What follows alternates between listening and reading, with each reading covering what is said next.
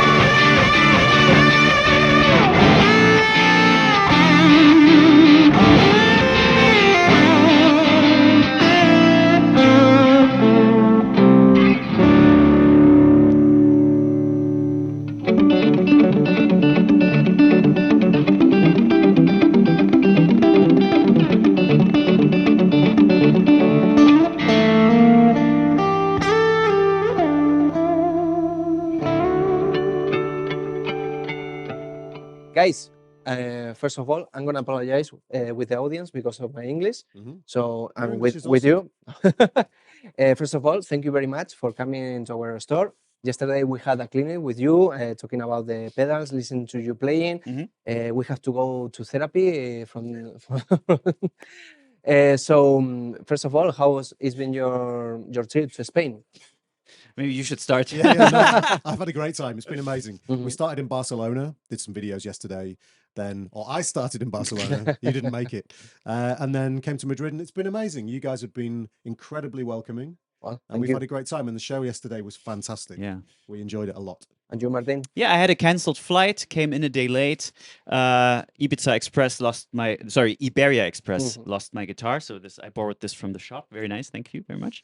Yeah, I hope I get it back. Otherwise, I'm doing great. Food last night was awesome. The crowd was amazing. Possibly the best crowd on the tour so far. Yeah. I hate to say it, but they were really amazing. Yeah, they were really exceptional. Right then. Yeah. So we are here to talk about of the new products you are launching to the market. I have a question, kind of a joke, but do you have any legal agreement to release equipment together? Because first your guitars, then the pedals. What is all about? It's because we play together so much. So it kind of makes sense because we're sat on stage playing music. We're not playing to backing tracks. It's like a real show. So that's great. I think companies like that because we have a thing together that we do that kind of works. So and you have a great friendship. Yeah, I can see because you are every time playing. Yes, it doesn't get old. We just spoke about this morning that it doesn't get old to play together. Even if it's the same songs over and over, it's fun. How many years have you been? I don't know. I started reaching out to him in 2008 via MySpace, but we haven't played together until like the first time as a duo we played in 2014. Wow. Yeah. So 10 years ago. It's been a while. Yeah.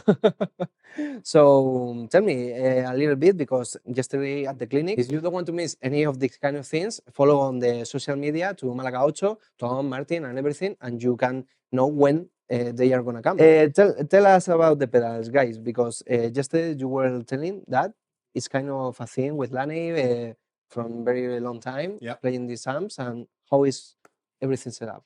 Yeah, we've been playing Laney for around 10 years. So me 9 years, Martin 10, 11 years. So a long relationship. And this is kind of the culmination of, like, Martin's been playing Ironhearts for many years. I've been playing Lionhearts for many years. So these are kind of the collaborations that we worked on with Laney to make small, solid state, very portable, but loud, really loud amplifiers that you can use on any stage or in any environment, be it the studio or on stage, that sound and feel, that's really important too, just like the original tube amps. So there's no compromise here in terms of tone. You heard last night. You can hear today. They basically sound. I tried both, and it's so incredible. Yeah, because people have perceptions about solid state amps. It's just not a thing anymore. They sound phenomenal.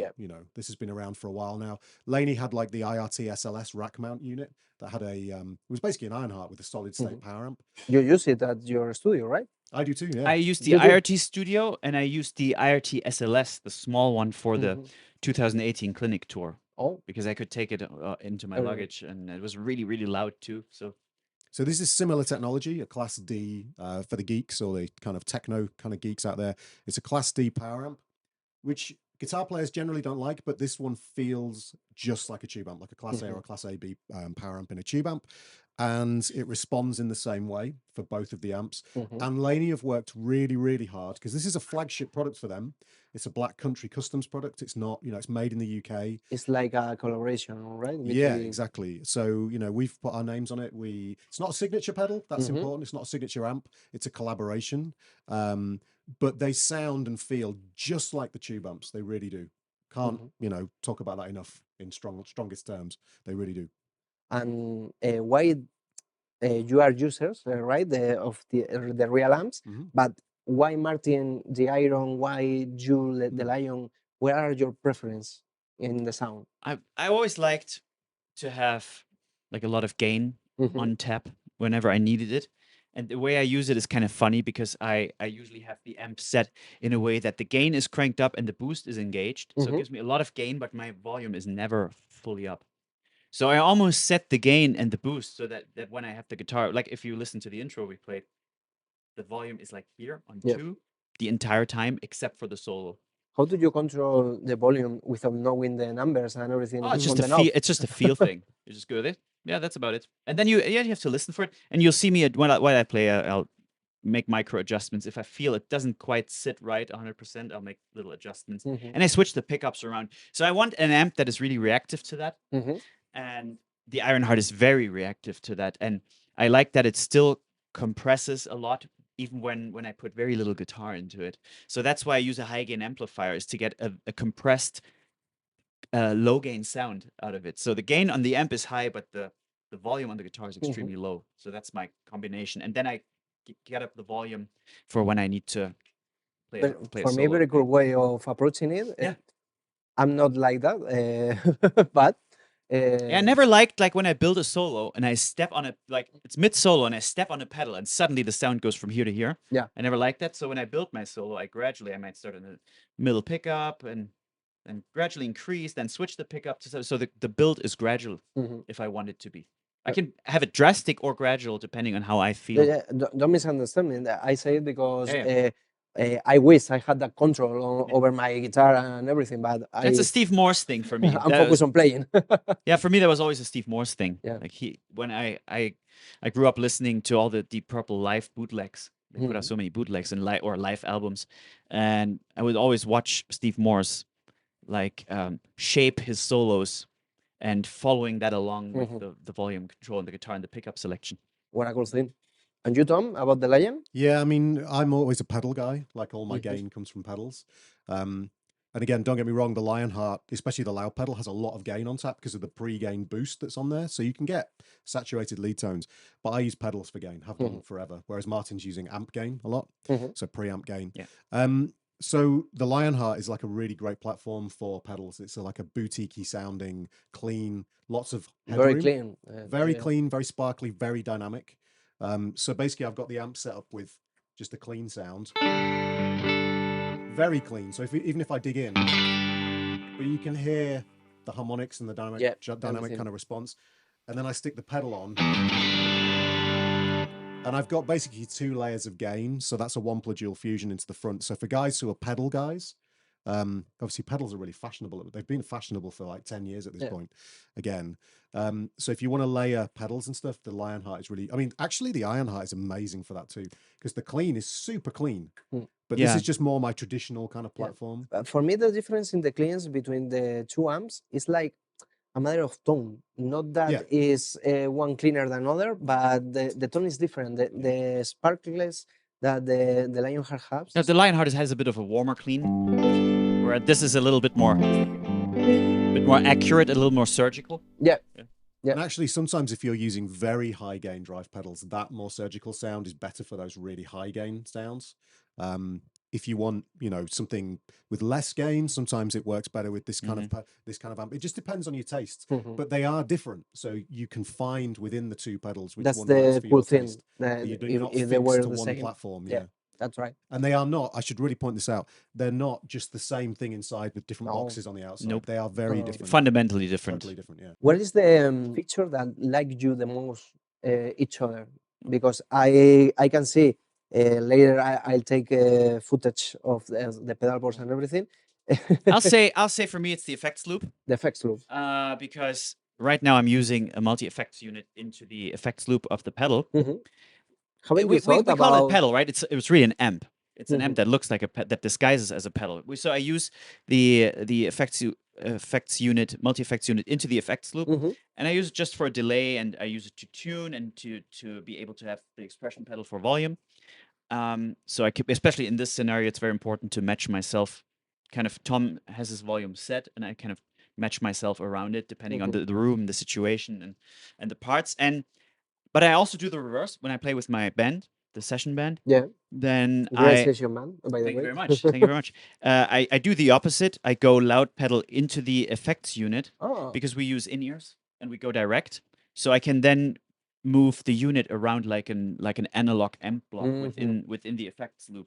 And you can also go 4-cable method with it if you want to have all the flexibility. Then you can even like use a model on your multi-effects unit and put it into the power amp of the loud pedal. So that there's like crazy levels of flexibility you get just through that one feature that is added. I couldn't live without it. And you, Tom? Well, I'm going to mention two. The first is really simple. You'll notice that Martin and I have got our 3-band EQ set almost completely flat. It's just in the center. Yep. So they've got the sounds just nailed straight out of the box. So you set it at sort of 0, and it sounds great straight away. So that's the first thing. The second thing for me is the MIDI switching. So I've got MIDI set up here, and I can switch between different sounds. Just so I should point out the MIDI switching. There's a reverb pedal, like a reverb button. Channel 1 and 2 switching and boost switching on and off. And you can do all of those things independently with the MIDI. So I can go from like my clean tone with a single foot switch to I'm not going to do this because it's super loud, so I'm not going to actually kill your preamps. Let me just turn it down. So this is all amp gain.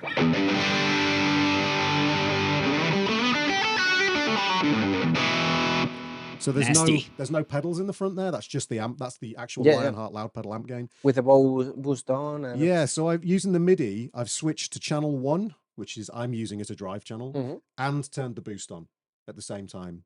When I go back to preset 1, it goes to channel 2, which is my clean sound, and I've turned the boost off. Then I can go to channel a foot switch 3 on the MIDI switcher. That's now the dual fusion. And then foot switch 4, now I've engaged the chorus on the effects unit. I'm a little bit upset that you don't use that on our gig. Can we not find a spot for that? I need to do something with it, don't I? It's a very pretty chorus. Yeah. Do you program everything by yourself? Or wow. Yeah. You spend hours. I like tech. I'm a tech guy. I like it. It's good. So yeah, it's really flexible in that regard. But again, I want to reiterate that you plug into these things and they just sound good with everything set flat. You don't have to go in there and like tweak for ages. Speaking of set flat, we have IRs on the unit, and we're using the XLR outs right now to record. We're playing through the cabinets. So again, this is not a digital unit, it's all analog, and it's a power amp, right? So we're using passive cabinets to hear ourselves, but we're recording the XLR outs, and the XLR outs, I think they sit behind the power amp. Yeah. So you get the power stage on the XLR outs as well, because I find that when you record only with a preamp, it sounds a bit weird. It's really weird. You need to have the power amp in there, and we have 2 IRs loaded each onto our pedals. And once again, when you set everything flat, they're kind of designed to sound really good that way. So I'm using IRA right now, which is a more mid-rangey sound. I have a more scooped, aggressive sound on IRB. You have 2 options, and you have an XLR USB-C connector. You can upload your own IRs.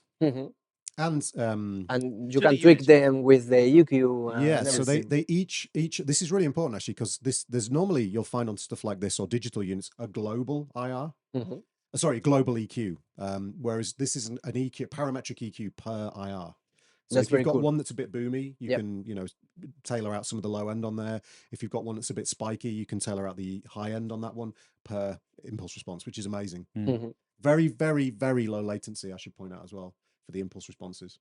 Do you feel any or nope? No. So there's a headphone jack on the back, and plugging into the headphone jack, because the amp is analog, so the digital to analog, analog to digital conversion is happening on the output stage for the IRs, not once your guitar goes into the unit. It feels really good. The latency is very, very, very low, so it feels immediate when you play through it using headphones, or when you play and you're just monitoring through the PA or through wedges on stage, or in ears, of course. So all these features, guys, I really think they are great pedals, great amps. But I want to know from you, who are these pedals for? Do you want to? Well, first of all, I could see myself if I'm somebody who wants to record guitar with a really high-end professional sound, and I have very restricted space. This is great. It fits right onto your desk. You can tweak it. You can use it with pedals, and you can just record through an XLR pedal. You can take it to a jam session.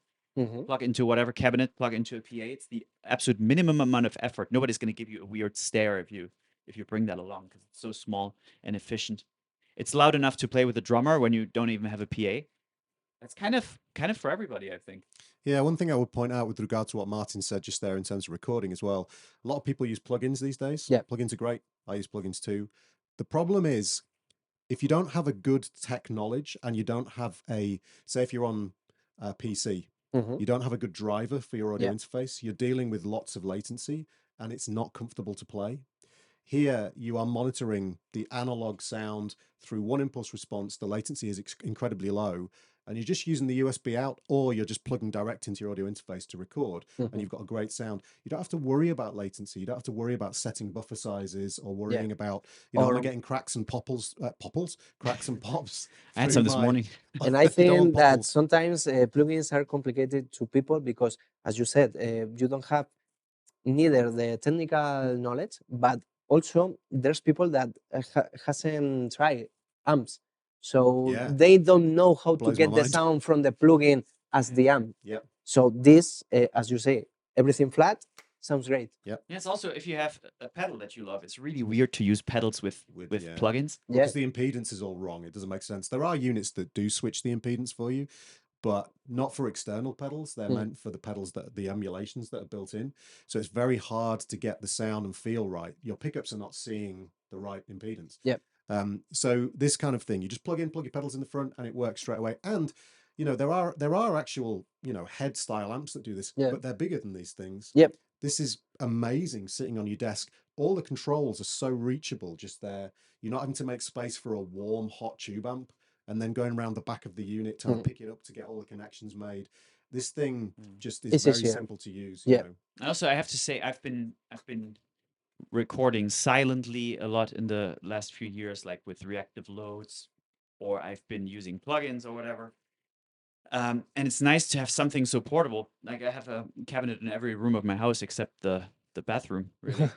Maybe I should. Yeah, it's actually not a good excuse, right? Bathroom has nice acoustics, so I can just take the pedal. I want to practice a little bit in the living room because the studio space gets very confined and very dark and very, it's very techy, right? Yeah. But I want to play a little bit in the living room, which is lit up more nicely. I can take this with me and play through a cabinet. And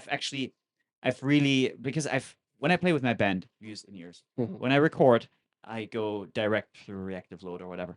But it's nice to just be able to play through a cabinet again. Yeah. Because people always talk about the sound in the room. I think that's a whole different discussion. I think it's a bit overrated because nobody hears the sound in the room except the player. Yeah. But it's nice just for myself to be able to just plug into an amp. And also it challenges your playing a little bit because I feel like if you only play direct through studio monitors or through in-ears, your playing goes downhill after a while a little bit. There's something to be said about being able to play through an actual guitar cabinet. It has something magical, I think. Yeah, the other thing I would mention, just maybe, final on who's it for, is, the size of this pedal board down here, where I've got incredible flexibility with, the amp on the board and then pedals, whatever. If you're flying a lot, I can take this fits in the overhead, and then all you need is a cab. Or if you're on silent stages, just take the XLR out, use in-ears, or use, whatever you need to use. That's the entire rig right there. And, these days, a lot of people are using digital modelers. And they're great. I've got all of them, but they're using them because they want the flexibility. But in reality, most people have one or two presets that they use, and they don't use that much. Stomp boxes in and out. All of these units have modes where you're switching stomp boxes in and out. Well, if you're carrying, something like, an FM3 or an FM9 or a quad cortex, they're not that much bigger than this. But you've got a real analog amplifier in front of you that you can tweak the knobs on. It's like me with analog synths. The reason I like analog synths is because you're hands-on like this, they're really immediate. You've got that with this, but you've got really great analog, fantastic sounding and feeling, and you can plug it straight into a cab on stage. You don't need a separate power amp. So I think it's a nice solution for people that don't need millions of sounds. And let's face it, who is actually using... There are people, but the vast majority of people are not using 75 different amps. I'm with you. Unlike a tube amp, these sound great at low volumes because you don't have to saturate the power tubes. There are no power tubes. That's the whole thing with the Class D power section. It's linear. So you don't have to worry about, oh God, I've got to crank it up to insane levels and then use an attenuator to make it, bearable. Make your ears bleed. This I don't like all the way down. For example. You don't like what, sorry? I like transistor. Okay. I mean, I like tubes, but this sounds like tubes as well. So. Yeah, it's more of a tube sound, this, exactly. for sure. But I mean, I don't mean that I don't like the sound of tubes. Oh, I don't like the no. everything that disadvantages and downsides of tubes. Well, there's none of that here. No. Exactly. So, guys, I think that we have everything covered about the products. I'm gonna let you say goodbye and everything you want to the audience. I'll thank you again for being here, being so nice, playing so well, and everything. It's been amazing, and for you. Adios, amigos. Muchas gracias por tu hospitalidad. Y nos vemos por Málaga 8.